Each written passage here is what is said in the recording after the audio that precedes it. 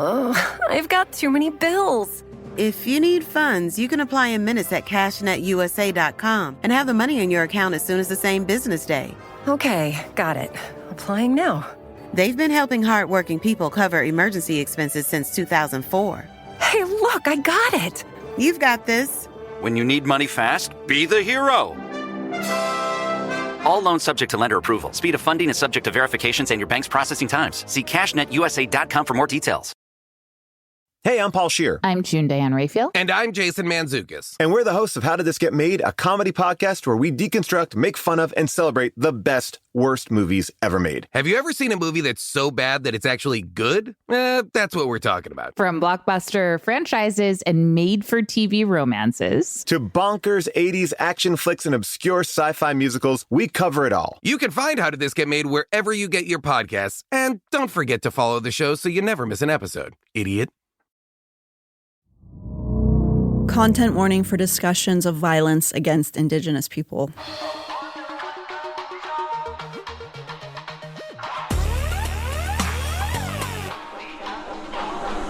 Someplace underneath.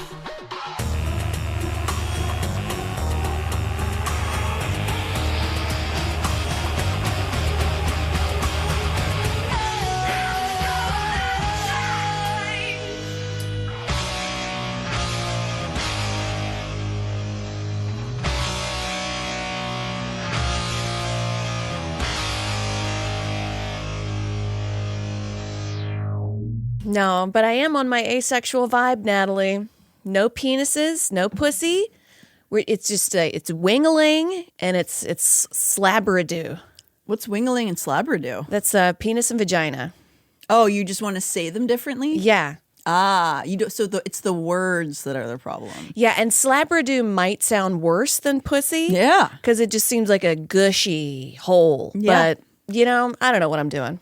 You just want to change it up a little bit? I guess. Sometimes the words have meaning, have power, And so sometimes you have to change the word to change the power of the thing. Yeah, there we go.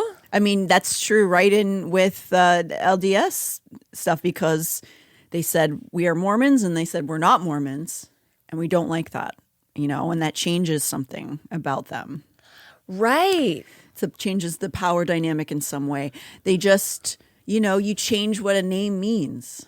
And sometimes when you're a guy who his name's Sean Diddy Combs and he's Puff Daddy and he's Puff Diddy and then he's Diddy and he keeps changing his name around, sometimes you're like, oh, that's for a reason. Right, because he was hosting those parties. And he's like running from himself. You know what I mean? Right, and it's harder to track down, like Walt Disney, Frozen. That's so you don't look up how he had his head frozen and instead it's just the movie. Yeah, just like that. Yeah. And so Mormons, they don't say Mormons. What do they say? Christian adjacent? No, they say they're Latter-day Saints. Man, but shadow. That was just until recently. I mean, this was in like the 2010s is when they decided they didn't want to be called the Mormons anymore. Really? Yeah. I had no idea. Yeah. It was just one of the prophets said like, no, nah. So is that like a slur now?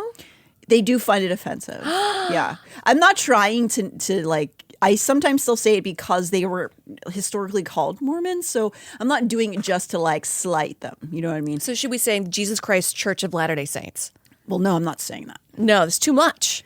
They usually just say LDS or brother and sister. Or they call themselves brothers and sisters. That's sneaky. It is. Welcome to Someplace Underneath. I'm Natalie Jean. I'm Amber Nelson. Yeah, there's some sneakabouts going on. That's for sure. I think that's true of any organization, right? I don't think that's exclusive to the Latter-day Saints. No. People are always trying stuff, just in general, just in any group. I feel like there's always going to be somebody who's trying. Why are you trying me? Just pushing the boundaries? Yeah, pushing what they can buttons. Get away with. Like that lady in Pakistan who was like, I need 20K or more. That lady... it's hard whenever somebody's living your life and your dream. Well, sure. Also just like suffering mental illness, but also it's very funny, because then it's like, well, you don't want to encourage her, but it's like, when a dog's misbehaving, I'm not calling her a dog, but when you're just like, you shouldn't be doing that. But it's very funny that you are. I hope she's safe. I do hope she got the money. She's crushing it.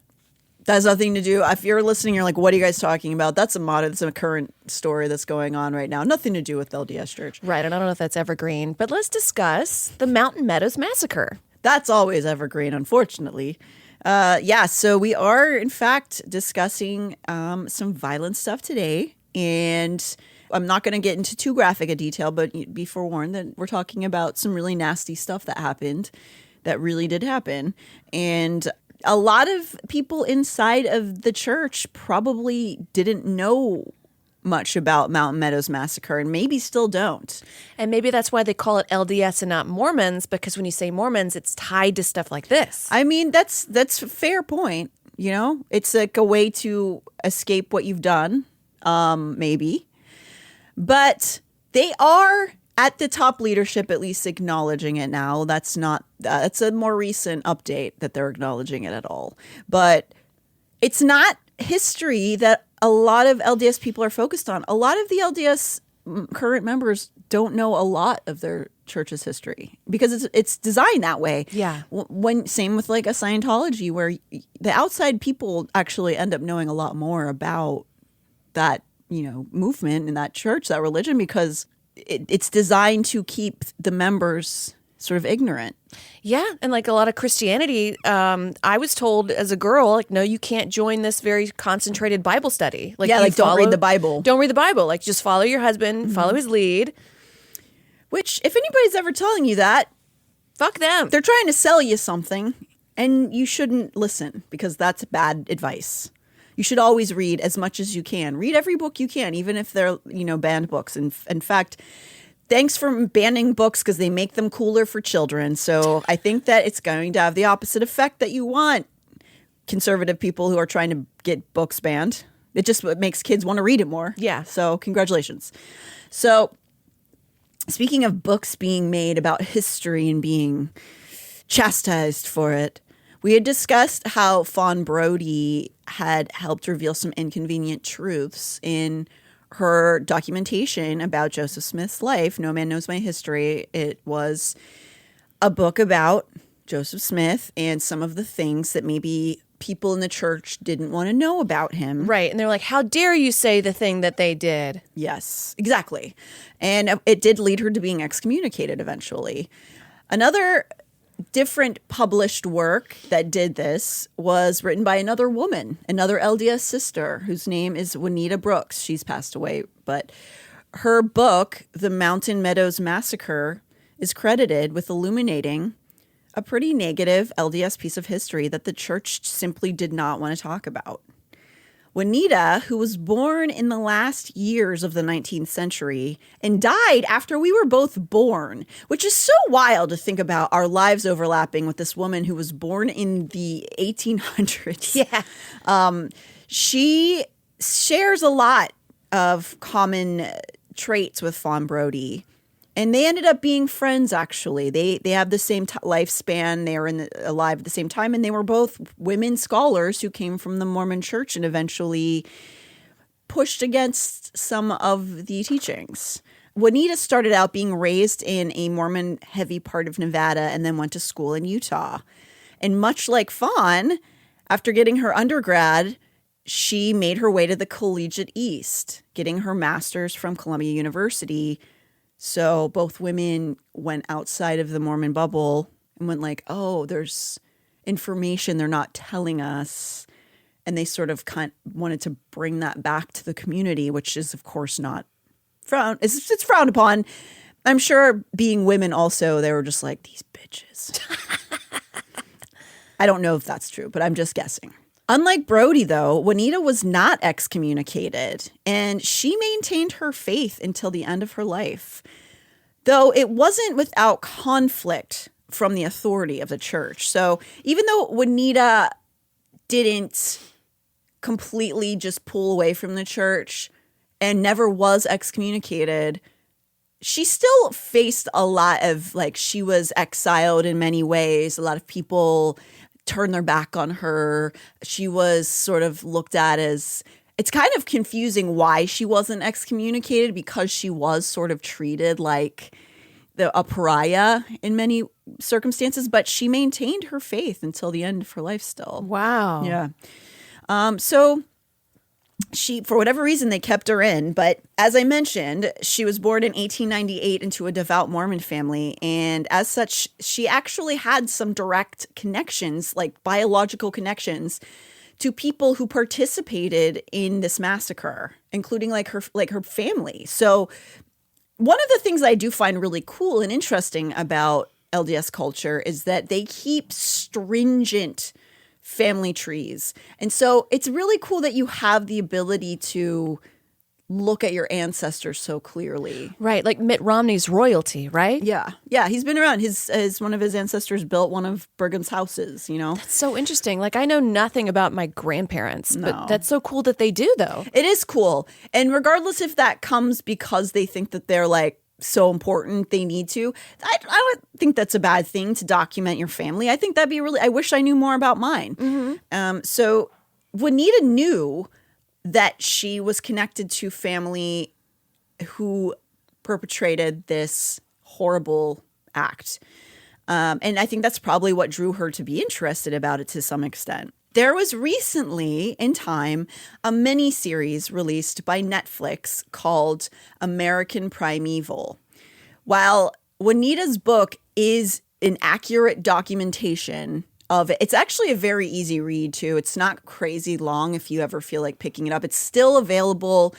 They reprint it. It's important enough they reprint it that you can get it on like Kindle and things like that. So I do recommend reading it to get a full understanding of that battle. And there's some other historians who've come out with books too. But this show on Netflix called American Primeval is also representing this massacre. And it's done theatrically. It's not saying that it's documenting it fully correctly. But the series itself is a snapshot of the American West as it was being colonized. By this time, it's the mid-1800s, and we're several generations deep of Europeans at this point. You know, we've already established these colonies on the East Coast, and so now this is the Wild West that we always talk about. And this was the time also of Brigham Young, who was the prophet of the Mormon Church at the time that the series that's on Netflix called American Primeval was being portrayed. So you see Brigham Young and all the Mormons are a big part of this miniseries. And it, while is not completely portraying the massacre itself correctly, it does show you this pretty shameful piece of Mormon history. Unsurprisingly, the LDS Church is very unhappy about how it's being portrayed in the miniseries. They're sort of... That's abusive terminology, by the way. What? When you're just kind of like, say I like knocked the cup over and you're just like, Amber, why'd you knock the cup over? And I'm like, don't you just call out what I did, Natalie. Yeah. That's exactly. violence. That's violence, what you just did. Right. And what you've said before, I think, does ring a little true, which is if you were to describe some of the church's behaviors to its members, but put that on two people, it would be describing an abusive relationship, right? So they're not happy. And so some of the things that they've said, this is from the Salt Lake Tribune. As for the attack, the church laments that the show, which the release does not name outright, inaccurately portrays the atrocity as reflective of the whole faith group. The church has long acknowledged and condemned this horrific tragedy, the release states. It has also taken significant steps to uncover and share the full truth of what happened and promote healing. So okay. Even this statement, I'm sorry, I'm not trying to nitpick, but this statement itself by the church is really misleading. But they're healing, Natalie. I have to push back on that. It's really a misrepresentation of what actually happened, even in the aftermath. So they're saying that the way that American Primeval is showing the attack is trying to denigrate LDS church culture in general. I also, first off, don't agree with that. I don't think that's true. But the way that they're representing how they've responded to this history is, I have a hard time with it because they're not being truthful. And the church has not, quote, long acknowledged the truth about this massacre. It still really doesn't. Yeah, because the people that wrote about it, they were like, shut up, bitch. But yes, and now, so let's say, for example, they do acknowledge that it was LDS members doing it. This massacre occurred in 1857, and they didn't acknowledge it publicly until around 2002. Over a century later. And that's not because they didn't have the proof. They knew full well that it was Mormon leadership who perpetrated these mass killings that included women and children. They just tried to bury it along with every unsavory part of their past. Now, was it really that bad? Or was it just like, get over it? It was historically horrific, not just in Mormon history, but in American history. It's violent, and even in the American history, the violence was unique. Well, even of that time in the quote unquote Wild West, people are like, "You fucked up." Yes. What? Yes. Hey, I'm Paul Scheer. I'm June Diane Raphael. And I'm Jason Mantzoukas. And we're the hosts of How Did This Get Made, a comedy podcast where we deconstruct, make fun of, and celebrate the best, worst movies ever made. Have you ever seen a movie that's so bad that it's actually good? That's what we're talking about. From blockbuster franchises and made-for-TV romances to bonkers 80s action flicks and obscure sci-fi musicals, we cover it all. You can find How Did This Get Made wherever you get your podcasts. And don't forget to follow the show so you never miss an episode. Idiot. Nearly home. Isn't home where we all want to be? Reba here for Realtor.com, the pros' #1 most trusted app. Finding a home is like dating. You're not just looking for a place to live, you're searching for the one. That's where Realtor.com comes in. Like any good matchmaker, they know exactly where to look. With over 500,000 new real listings straight from the pros every month, you could find your perfect match today. Ranch style with a pool, barn dominium with an in-law suite, Realtor.com's got them. Modern craftsman with a big yard and a treehouse out back, Realtor.com will have you saying, yep, that's the one. No more swiping. It's time to start finding. Download the Realtor.com app today, cause you're nearly home. Make it real with Realtor.com. Pros #1 most trusted app based on August 2024 proprietary survey. Over 500,000 new listings every month based on average new for sale and rental listings. February 2024 through January 2025. Wow. So even though they have by the 2000s, it's like saying like you did something and then finally you acknowledge it, and in 2145, you're like, yes, we've bravely acknowledged you committed a crime in 2025. So they even though that they are acknowledging it, they're not still really being fully honest about what happened that day. And those days, it was days and days of this. Even though they aren't, American Primeval is not showing the accurate portrayal fully, but I thought it was funny to point out that the response from an author of another book about the Mountain Meadows Massacre, who's also ex-Mormon, she basically gave an interview to the Salt Lake Tribune. Her name is Barbara Jones Brown, and her response to the church's response is saying, yes, the portrayal of the massacre isn't accurate. It was actually way worse. Whoa, because like, we can't even show this on TV in the year of our Lord 2025. And it also went on for days and days. And what they did to those, that, wagon train of people was so cowardly and vile. And they don't show it in that way. They make it look like there was a battle, which is not really what happened. So she's like, yeah, I agree with you, church, but you're saying that it's inaccurately portraying you guys as the bad guys, but I'm saying you are actually worse guys than they're portraying. So, oh yeah, they're like, oh yeah, you want to go? Let's go. It's actually worse. Yeah. So the Mountain Meadows Massacre, which occurred in the southwest region of what is now the state of Utah, was an atrocity, even in the time of so many atrocities.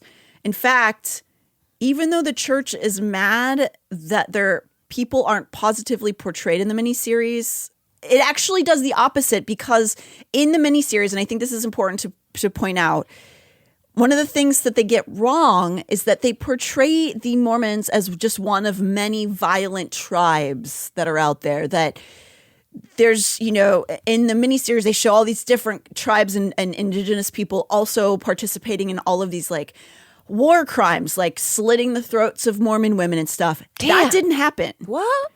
So they're actually portraying stereotypes about indigenous people also in this miniseries, like we've done since the beginning of America, right? How we show them as like, quote, savages who are like raping and pillaging and all this stuff. There's no historical documentation of anything like that happening. But they are showing this happening alongside what the Mormons did in the miniseries. There is lots of evidence that the Mormon settlers were extremely violent. And it should be noted that there are much more accounts of sexual violence being a Western European thing than an indigenous American thing. Not that there was zero violence pre-colonization of this country. There, of course, people warred and had battles, and also people coming up from the southern continent, Mexico, also contributed to violence in this part of the country. But and people are people, yes, everywhere, and that means sometimes people are violent, just like everywhere else. Yes. But it's really important to note, especially as white people, that European exceptionalism and superiority has always been a problem. And it's of my personal opinion, Natalie, just me, that has to do with their predominant religion, which in and of itself is extremely violent. Oh, yeah, because the leader got crucified. And you wear his rotting corpse as a symbol of the church. And you drink his blood and eat his body every Sunday. And that's just me saying that objectively. I'm not saying people who practice it are bad or like the church is bad in general. I don't believe that necessarily, but there is a lot of history that we come from to say that we brought a lot of violence, a lot of male superiority, a lot of sexual violence to what is now America. That's just how it's documented. That's the proof that there is. So in this series, again, I recommend it. It's very good, and you just have to take some of it with a grain of salt. It's not, it's telling a narrative story, right? But it does show like Brigham Young, which is very fun. There are a number of creative liberties in this series, which is not a big secret. They weren't trying to pretend like it's all historical. It's more troubling to me that the church is taking creative liberties about what happened because that's their actual history, and they're taking a big narrative with it, which I don't think is right. They really do. It's like Olympic level mental gymnastics 24/7 about stuff like this. Is it like kind of like the U.S. is now removing a lot of books about slavery and not teaching that past because it was so brutal? And they're like, no, get over it. It just happened so long ago. Yes. They're trying to reimagine history. What's it called? Whoever writes the past controls the present. And that was written by James Dingleberry. You might as well just be saying real. You know, it's just like basically that is what's happening. So Keith Erickson, this is a guy who is the director of the historical research and outreach for the Church of Jesus Christ of Latter-day Saints. Jesus, that's a mouthful. So this guy named Keith Erickson, he goes and gives historical speeches for the church. So he is an active member. He's an LDS member. He might be a bishop. I'm not sure. But he goes and gives speeches about different parts of Mormon history to people. And so he is supposed to be the mouthpiece for the church talking about historical situations. And I just think we should hear him give a little bit of a talk about the Meadow Mountains Massacre. But the question behind it is, this was about the Mountain Meadows Massacre. So if you go in the John the Baptist one, there is a little brief summary of the Mountain Meadows Massacre. About 20 Latter-day Saints in 1857 murdered 120 people from Arkansas. It was done in cold blood. There is no justification. They will stand before God to be held accountable for the sin of murder. There's nothing we can say about that. Now, some of the rumors around it were that Brigham Young authorized it or ordered it. That's false. Here's the way it played out. The people were in Cedar City. They got together and had a stake council. I've been to a couple stake council meetings. Sometimes they're boring. This one was kind of interesting. They were trying to decide what to do about the people. And they talked through in the council meeting, and the council says, don't do anything. Let them pass. Well, people leave that council and say, we don't like the answer of the council. We're going to go do something. And so Yes, they're Latter-day Saints. Here's a spoiler alert. There's like millions of Latter-day Saints on the earth tonight, and some of them commit crimes. There are prisons in Utah filled with them. When I lived in Texas, we had the state prison in our ward boundaries, and Latter-day Saints get shipped there. There's nothing in our teachings that say you become a church member, you don't commit crimes. So yes, it's a terrible thing that happened, but no, it's not representative of the church or organized by the church or perpetrated by the church. Interesting. So he's just like, yeah, we got some violent people. Don't worry about it. a little bit. So there's a number of points that could be made about his statements. I do want to reiterate that this is his job to accurately portray the church. So his dancing around certain things in those statements is a little alarming, to be honest. One important point that he's avoiding is that the men who carried out these executions were top leaders under Brigham. They weren't some randos who showed up and were like, yeah, I'll be Mormon. Fuck these guys. Yeah. They were the people who were advised by Brigham on a daily basis. They were a stake president, Isaac C. Haight, and John D. Lee, who was Joseph Smith's original guy and member of the Council of the 50, were two of the people running this execution, which, you know, I do think that that's important to note. He didn't touch upon the fact that the men who did this were leaders in the church. There does seem to be enough evidence that everyone kind of has agreed that Brigham didn't order these murders. But just as I've mentioned before, a leader, sometimes you don't have to make those commands directly. Sometimes you just need to work your minions up into a frenzy and they'll, I don't know, storm the Capitol for you, right? Oh. So in fact, the term war hysteria is used for that time period within Mormonism in Brigham's tenure. You know, this was a chaotic time because the United States was trying to take this land. Brigham was saying, no, I'm going to be the governor. I run it. They're kind of going back and forth. Then all of these people are also just pouring in on the indigenous people who already live there. There's a lot of stuff going on. And because of that, Brigham really pushed the narrative that they were being, you know, they were victims of, they were going to be attacked by everybody. They have to look out and everybody should be on guard all the time. And even if he didn't tell these men to do this, he had already sent them to a point where they were ready to go break into the Capitol building, if that makes sense. Yeah.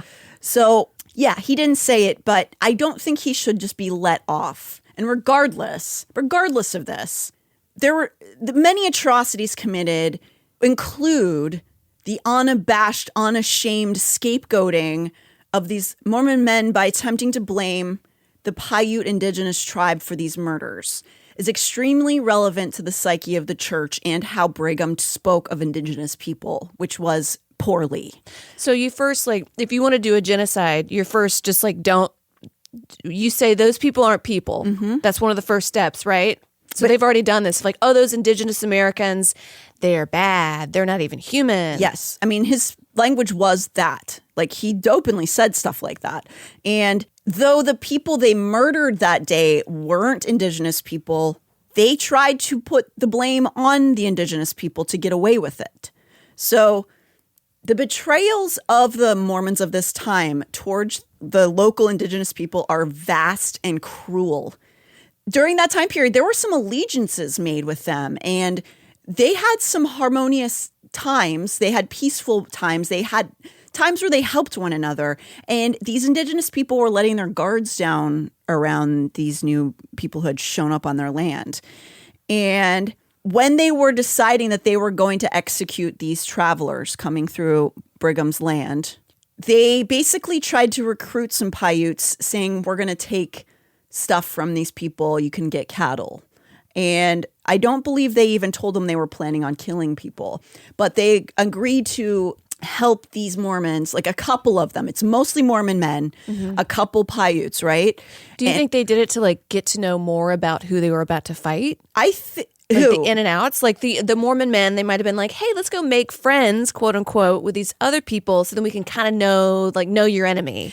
Maybe. I think also there was just like a utility to it. There was just a survivalist trading thing going on, and you just do become comfortable with people naturally, you know what I mean?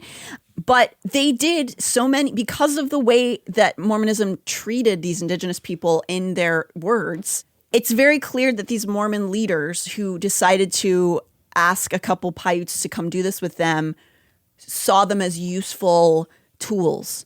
And so what they did was disguise themselves using Paiutes' clothing and garb when they started to attack this group of people who are coming through. So the massacre is taking place on this wagon train. This wagon train is coming from Arkansas. They're trying to get to California because they just want to start a new life. They're not even trying to like settle on Utah's land. They just crossed through it. They weren't trying to start fights. They weren't instigating stuff. But these Mormon men didn't like that they were camping out on the land, taking a rest during their wagon train to California.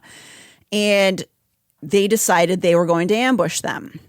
William H. Dame was another one of the leaders who was a stake president who decided to do this. When they attacked the first day, they were trying to steal stuff. They were trying to intimidate, but didn't expect the wagon train to start fighting back. They started to defend themselves. So it became this sort of like, I mean, it's like obvious. If you're going to go attack someone, they're going to fight back at you. Yeah. But for whatever reason, they seemed shocked by the fact that the wagon train was going to fight them and not just allow them to steal their shit. It started to get more violent. Because of that, it was messier than they expected. That's kind of what it seems like. You know how like somebody thinks they can like do a bank heist and that's going to go right. And every single movie you see, like, it's not. A bunch of stuff's going to happen. It's going to get fucked up. Things are going to go wrong. Right. Or it's always like the biggest cowards that are always instigating fights because they don't understand like people fight back. Right. They just watch a Marvel movie and they think like, oh, I'll just punch them in the ribs and they'll fall down. And you could argue that in this moment in time, this Mormon exceptionalism, this superiority was like, we got this. Don't worry about it. However, that stake president, William H. Dame, who was one of the guys who did this attack, he decided because the wagon train people were fighting back and were getting good looks at their faces, oh, they're going to tell we're not Paiute indigenous folks. They would call them Indians. We need to kill all of them now. Oh, because they're gonna point fingers at us. Like when a robber robs you and they're not wearing a mask, that's worse because then it's like, well, you're about to go because then you can like point them out in a lineup. Right. So that's what happened. Whenever they realized that the wagon train was able to fight back a bit and they were actually getting glimpses of these guys' faces, they're like, well, we can't let people, we can't let the U.S. government know that the Mormons were out here trying to rob and steal and fight and kill. Yeah, they already hate Mormons to begin with. Hey, I'm Paul Scheer. I'm June Diane Raphael. And I'm Jason Mantzoukas. And we're the hosts of How Did This Get Made, a comedy podcast where we deconstruct, make fun of, and celebrate the best, worst movies ever made. Have you ever seen a movie that's so bad that it's actually good? That's what we're talking about. From blockbuster franchises and made-for-TV romances to bonkers 80s action flicks and obscure sci-fi musicals, we cover it all. You can find How Did This Get Made wherever you get your podcasts. And don't forget to follow the show so you never miss an episode. Idiot. Nearly home. Isn't home where we all want to be? Reba here for Realtor.com, the pro's #1 most trusted app.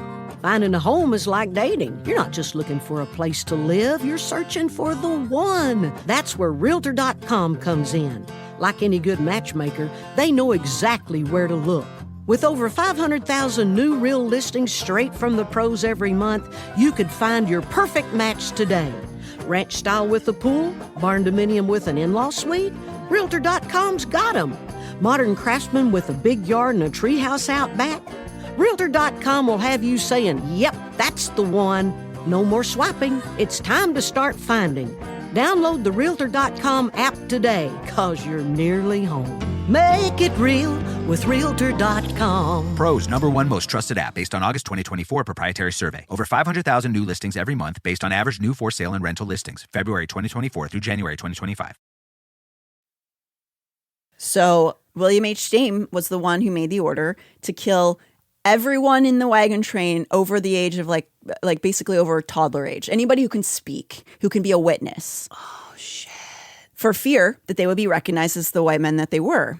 They're fucking cowards, especially because when they made that decision to kill everyone in that wagon train, who were, again, peacefully just trying to pass through, not instigating, not taking, doing nothing, they approached them after these days of fighting. They came with a white flag, literally, and were like, listen, we need to let's just do some peace talks. We're sorry we did this. We just want to end this. If you let us just take your weapons, we'll walk you to the edge of, our territory, and then you'll keep you on your way. Never give up your weapon. Well, they believed them. No. And they did. And what they did was they took them a little bit further away from the camp, and then they shot them all in the head. So they lied to them, killed them for their own selfish needs. They weren't defending themselves. They killed kids because they didn't want it to be tattled on. So even in this time, there was this decorum idea of like, you don't do that when you're battling. You don't just go slaughter a bunch of mothers and their babies.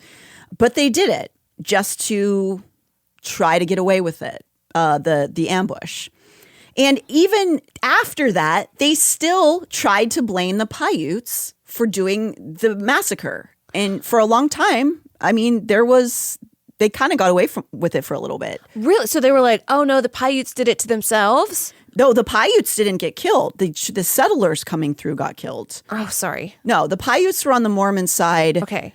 Let's just go back and just do this like a very succinct timeline. The Mormons didn't like these settlers coming through the corner of Utah. Yeah. They were like, fuck these guys. We're going to steal other shit. Oh, so they blame, and they said the Paiutes did it, even though the Mormons did it. I'm so sorry. No. It took me a second. It's a lot of stuff going on. So the Mormons did all this. They did the killings. They were the ones who instigated all of this.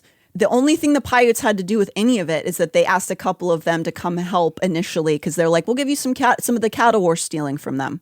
And instead what they did after they realized they might be caught as white people doing this little ambush, these higher ups in the Mormon church said, they're going to know we're not Paiutes doing this. We have to kill every single one of them that can speak.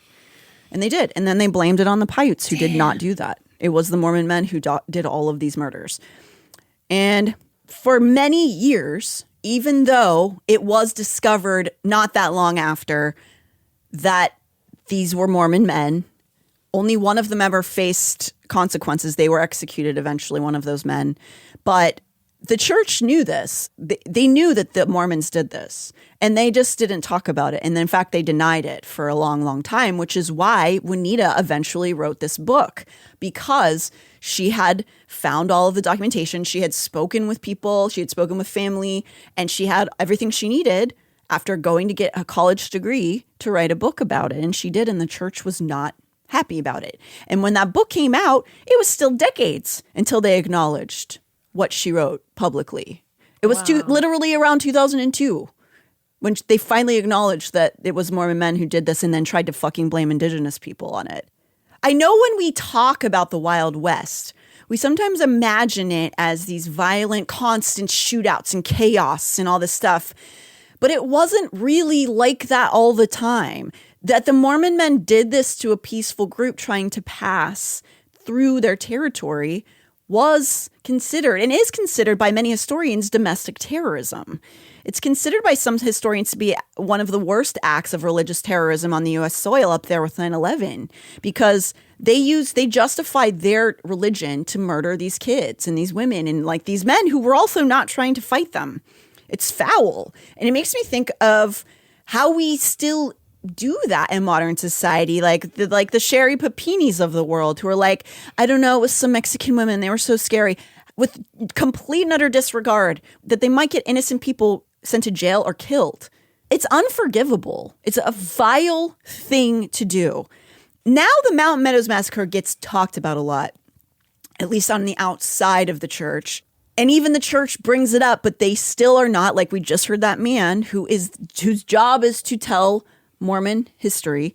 He was not still telling the full truth about it. He's just glazing over it. Yeah. And also saying, hey, everybody kills everybody. Don't worry about it.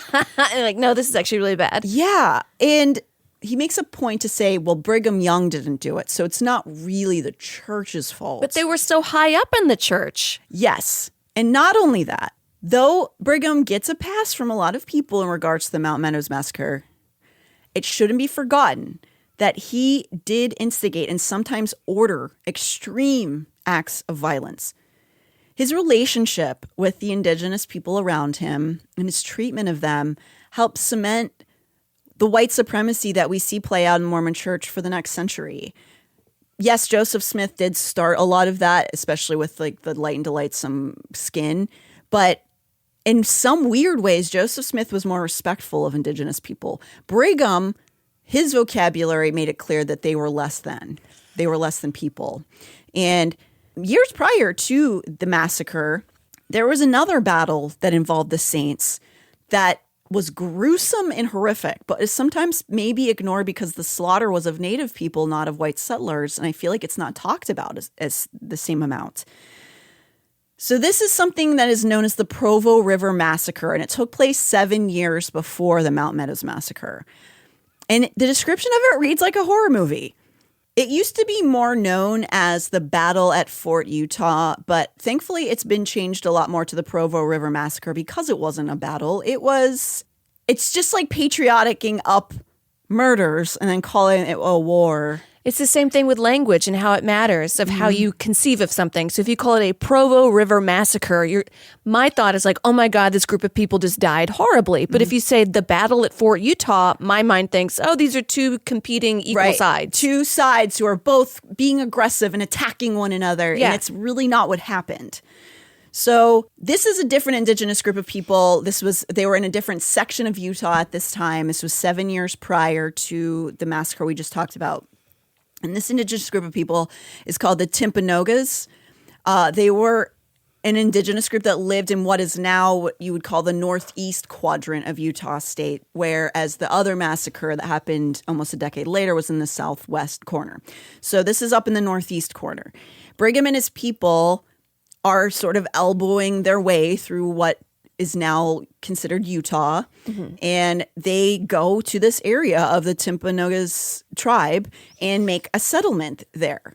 And they're not wanted. It was pushed back upon, but they eventually kind of develop a sort of tenuous relationship with the people who were already there.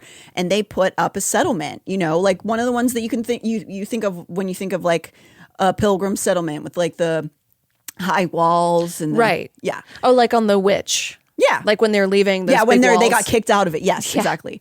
So they ended up setting up shop there, and there was some kind of, I wouldn't call it peace probably, but they had interactions. They traded, they played games together. They did stuff like that.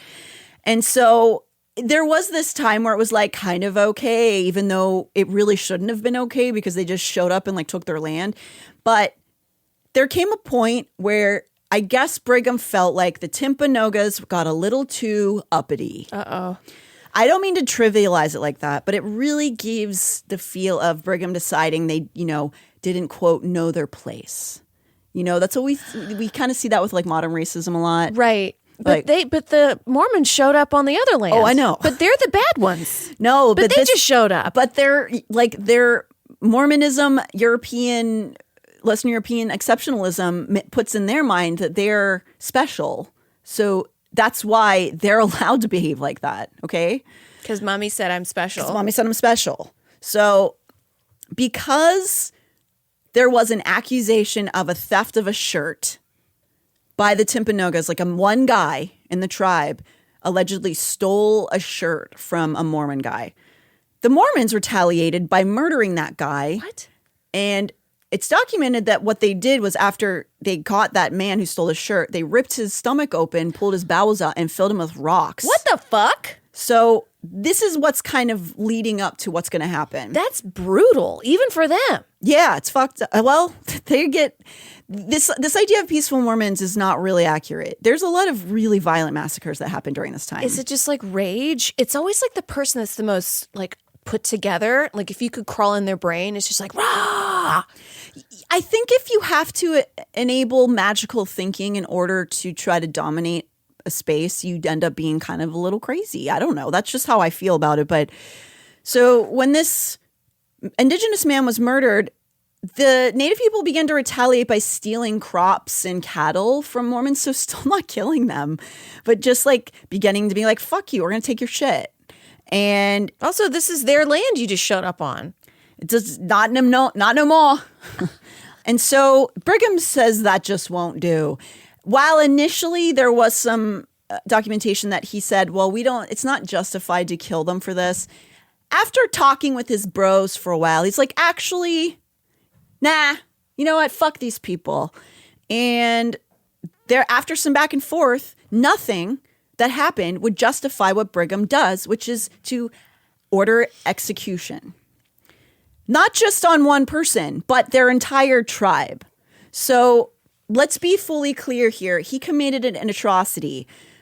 Even if he can say he didn't participate in the Mount Meadows massacre, he did order this execution. Because he was like, go for it. And this goes back to like top-down morality. Because if the lead guy says to do it, you're not looking around you and saying, hey, this is really bad. And like using self-determination because Brigham Young said it. Yeah.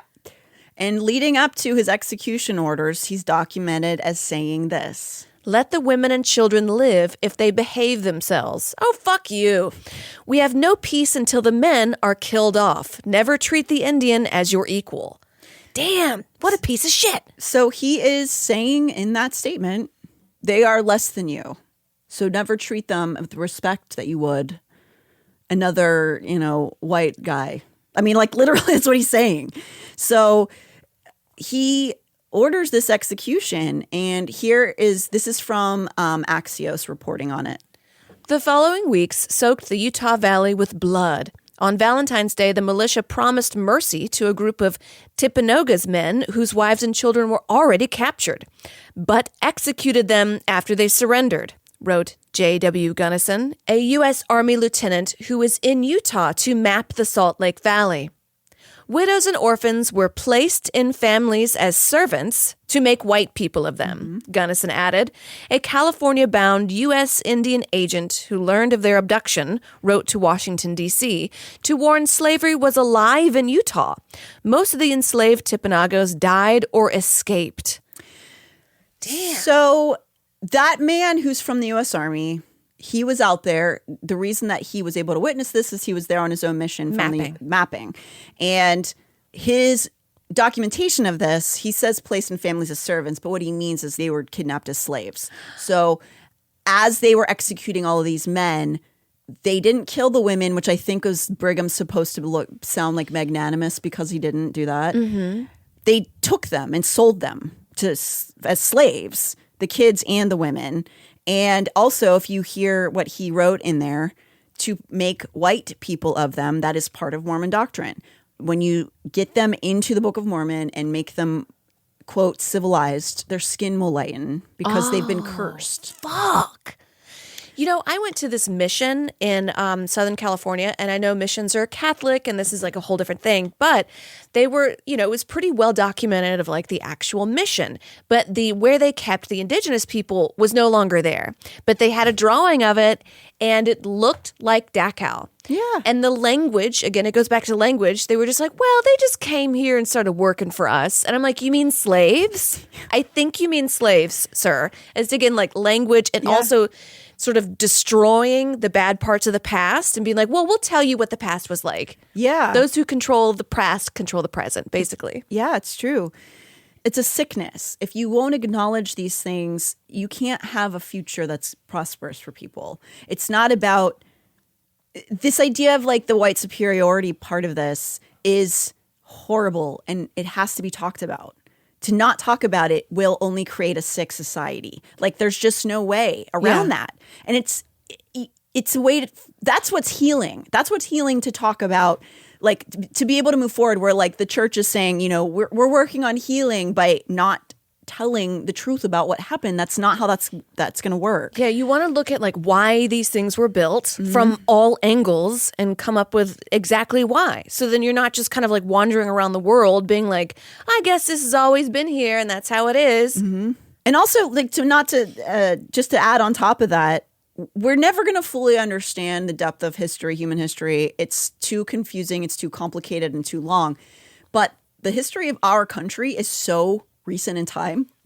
And it's being rewritten right now. Like NASA is being told to like eradicate words like female leadership. And it's important to not just push that away, be like, oh, that's old stuff. It's not old. It just happened. It just happened in the grand scheme of time. This is really recent. So it's important to say the truth about it.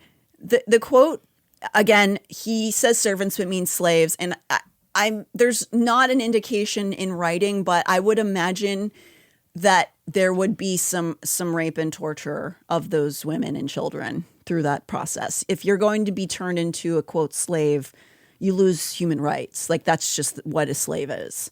Not beyond that. So these men who were executed by Mormons, they were decapitated. And they justified it. There was a surgeon, and I don't know what that means if he actually went to some kind of medical school at the time, but he was a surgeon who was one of the Mormons with Brigham. He was trying to justify it by saying, oh, we're sending the heads to be studied for science. That's like Nazi shit. Yeah. But first, the heads were displayed at Fort Utah, the settlement that would become Provo.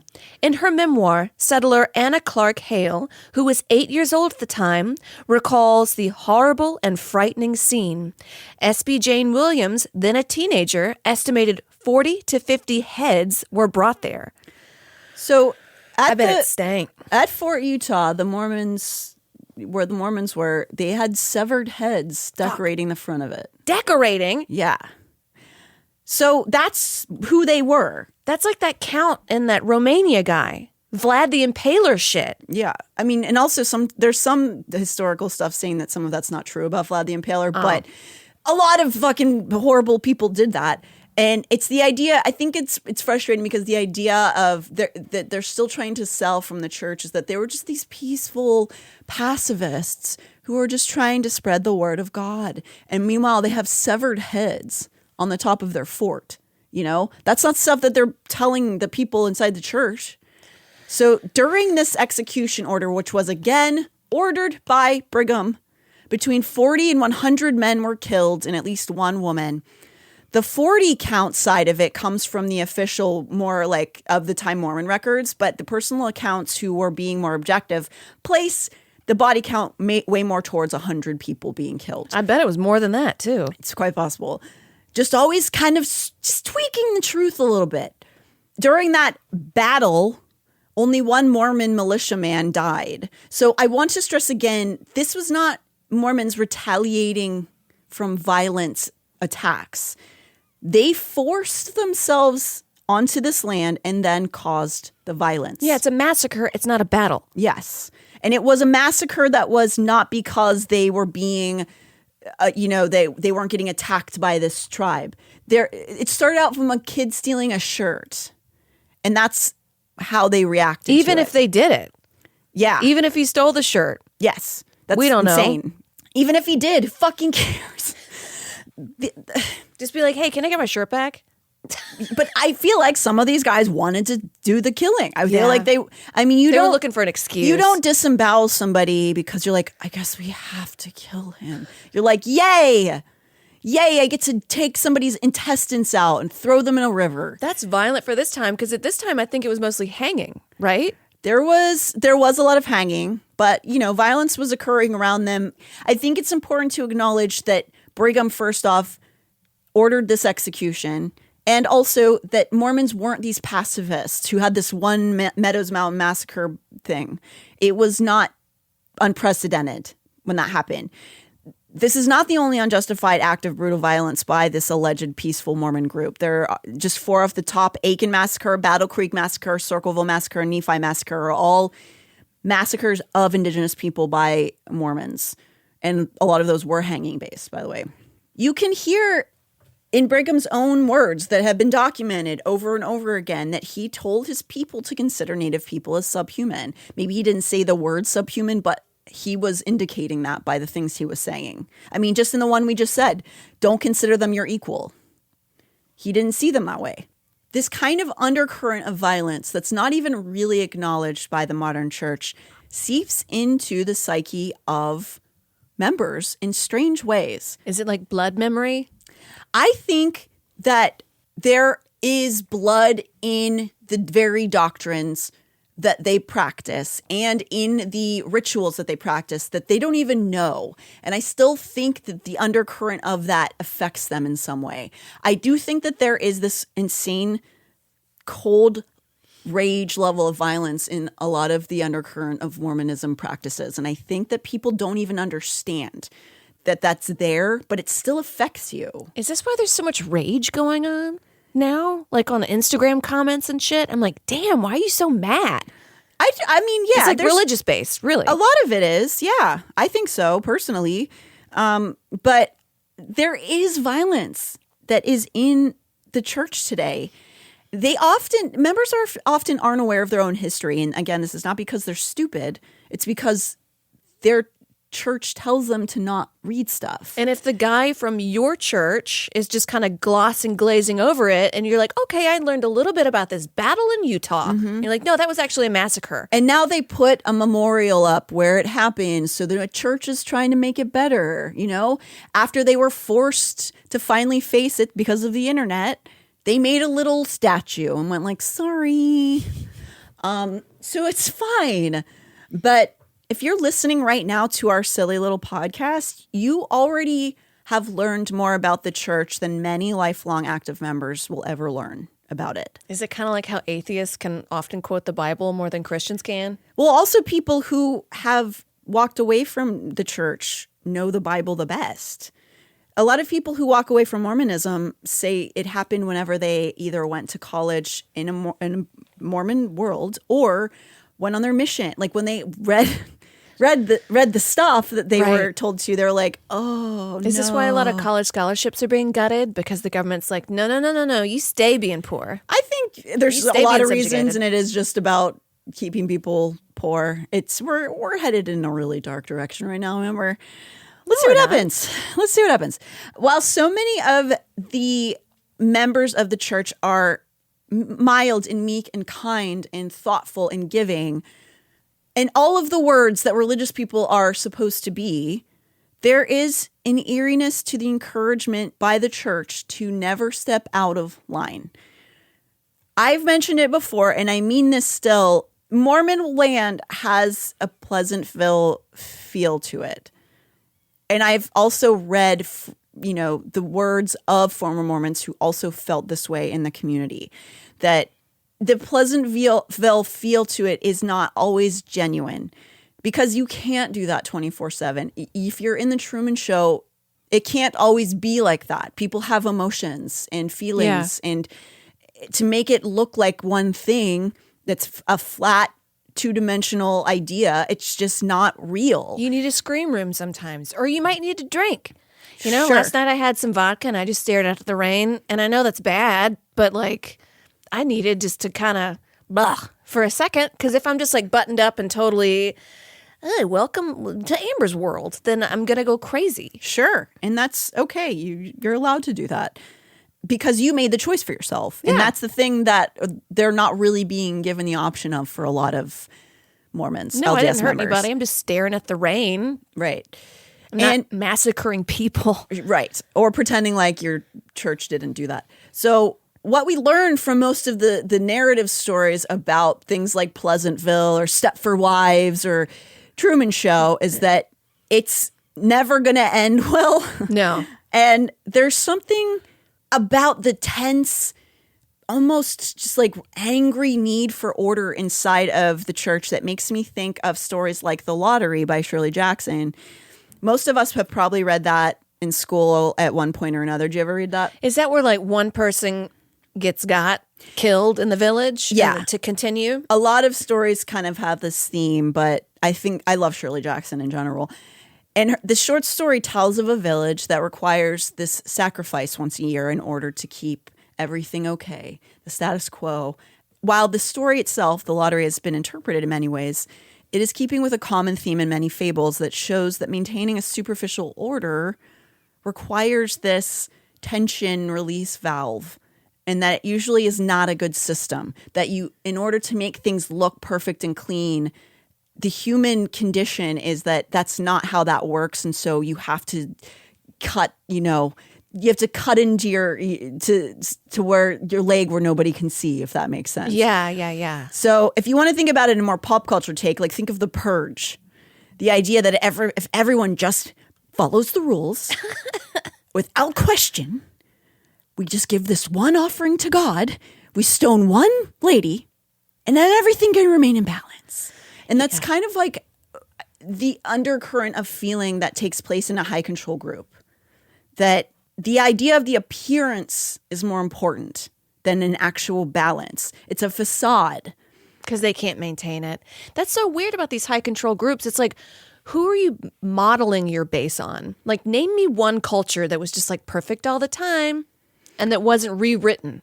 Well, I think that they use the concept of heaven as this model, which doesn't exist. No. I'm not saying you can't believe in a heaven after life. None of us, literally not a single human being has ever known what happens after this.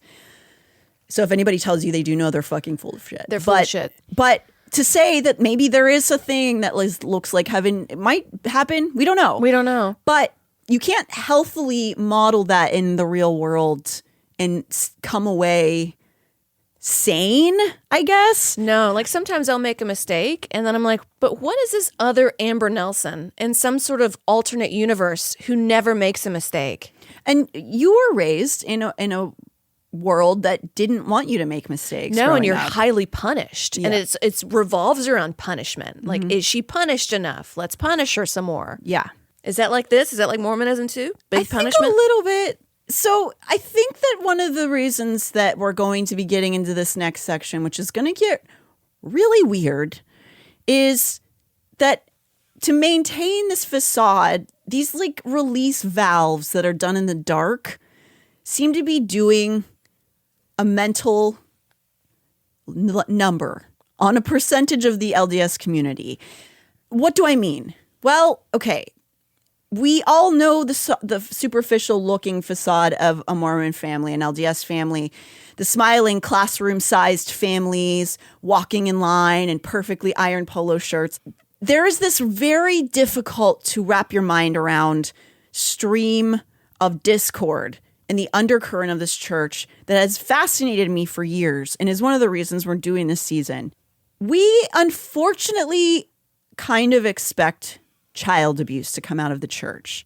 That's something that we're facing as an entire society, right? Mm-hmm. The money hoarding is also not really a surprise to anyone who's paying attention to church corruption. But again, stuff's going to get really weird from here. Because we're showing the bruises that nobody wants to see. The undercurrent of discord, disarray in Mormonism is really, I think, unique to any church. So what happens when this church has stringent rules, high control over their members' finances, a link to higher education, the majority of power in their local government, police force, and court system, and a preoccupation with the end of the world? Weird shit happens. I'll tell you that. The next leg of this season has been challenging to compile for me because the information dump that is begging to just spew out of my mouth, it might make your head spin. It's really hard to comprehend what bizarre crimes are connected to this church. You truly have to make a flow chart to keep it straight. I've been doing this myself, and I know others who have also been making flow charts of what is happening inside of this church. We are trying to understand the lunacy playing out in every dark corner of the LDS church. And to start that, we need to go back a little bit to understand. In the late 80s and early 90s, the entire world was going through a phenomenon that got to eventually be known as the Satanic Panic. Yeah, down, down, out. It was on all the talk shows, like Ricky Lake. It's like, we're going to talk to a Satanist. Yes. And we've covered the Satanic Panic a number of times on the show. One specifically was a series that came up when we were covering the New Age guru / cult leader, Teal Swan. Teal Swan is, I think the medical term is bonkers. Yeah, she's insane. And she's still doing it. She is. She's very successful. Yeah. But Teal Swan's story was just one of many that had in our previous seasons connections to the Mormon Church that led us to do this season. While Teal herself didn't grow up in the LDS Church, her family just happened to move to Logan, Utah when she was very young because her parents were park rangers. Logan is right along the Mormon belt, and as such, she interacted with LDS kids pretty regularly. But her actual Mormon, I guess, stain, you could say, was when she was dropped off by a boyfriend at a mental health facility and was seen by a woman named Barbara Snow. That bitch, yes. Babs, who, by the way, you can still make an appointment with today in 2025, comes from an LDS faith background. And you guessed it, also a graduate of the University of Utah. Is this the woman that was like implanting false memories in her that was just like, didn't you get sewed up inside of a horse, Teal Swan? Excuse me, Amber. It was a human corpse she was sewn inside of. Oh, right. My bad. Excuse me. So her being the director, let's talk about that a second. Barbara being the director of the now shuttered Intermountain Sexual Abuse Treatment Center is something that we'll be talking about in greater detail. Back to Teal, though, Barbara was using something called recovered memory therapy. And according to Teal, it awoke Teal's memories of being tortured for years by a satanic Mormon cult. Teal's story is long and complicated. But what Barbara helped her, quote, recover, and I say that loosely because we'll have to talk about recovered memory therapy and how it's not effective, it has to be looked at with a critical eye. Because while the Satanic Panic was not credited as being started by the LDS Church, the LDS Church certainly yes-anded it. Beyond convincing Teal that she had been sewn into a corpse, not a horse. I'm trying to put it was the Don't arms. be ridiculous. Don't be ridiculous, Amber. Didn't the arms go in the arms? We never figured it out. We tried to figure it out. We need to have a what's that show where they break the Mythbusters? We need Mythbusters. I bet it was on warm in there. So Barbara, according to Teal and the way she tells her origin story, which is really, there's a lot of evidence that she's not being truthful. According to Teal, Barbara awoke these memories of her torture during her therapy sessions that she had zero memory of before that. So beyond Teal, Barb has faced a number of other accusations of spreading essentially impossible memories to her patients. So when we come back next week, we're going to be talking about some of the bizarre and dark paths of the LDS community that are still causing pain and even death today. And it involves psychotherapy and it involves the Satanic Panic. It's crazy how they're like, remember your past and the satanic thing, but they don't, when it comes to their own history, it's like, oh, I don't know. Yes. Who knows? Yes, it's very Can't true. be me. Yeah. So yeah, we're going to be getting into some really weird venues from here for a while. And let's try to figure out what the hell is going on. I think I saw this video where this woman was talking to a group of students about memory recall. Mm-hmm. And then she staged somebody to come in the classroom and rob her. And so, but it made it look very real and the students didn't know. And then afterwards, the students were like, oh my God, are you okay? And she's like, yes, so it's a part of the plan. Now, what color jacket was the robber wearing? And then like 50% of the people didn't know. Mm-hmm. And that like just happened. Or say the wrong color. Yeah, memory is a really difficult thing. It's an imperfect system, memory. And we'll get more into recovered memory therapy and how it has to do with the LDS Church. But it does. And it's not good. Coming up next week, the church's hidden violent past is reflected in a peculiar way in the 20th century. And it involves the devil. Just go ask Alice.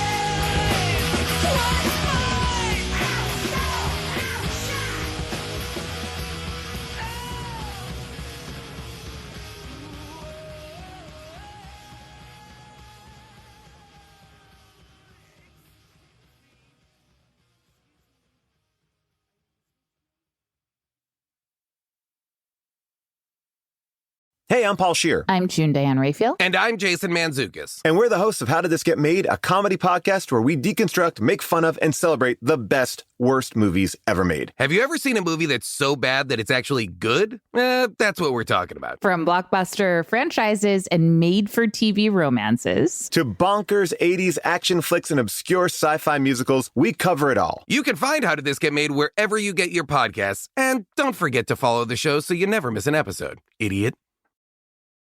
If you're frustrated with low sex drive, Vyleesi can help. Vyleesi, or bremelanotide, treats low sex drive in women with no daily medication, no alcohol restrictions, and no hormones. Vyleesi is clinically proven to increase your interest in sex. Take control of your sex life on your terms and visit Vyleesi.com to schedule a telemedicine appointment. That's VYLEESI.com. Vyleesi is a prescription medicine used to treat hypoactive sexual desire disorder, HSDD, in premenopausal women who have not had problems with low sexual desire in the past and have low sexual desire no matter the type of sexual activity, situation, or partner. The low sexual desire is troubling to them and is not due to medical, mental health, or relationship problems, or medicine or other drug use. Do not use Vyleesi if you have uncontrolled hypertension or known heart disease. The most common side effects include nausea, flushing, injection site reactions, headache, and vomiting. Consult your healthcare professional for more information and see full PI at Vyleesi.com or call 800-922-1038. Go to Vyleesi.com for a telemedicine appointment to find out if Vyleesi is right for you. That's VYLEESI.com.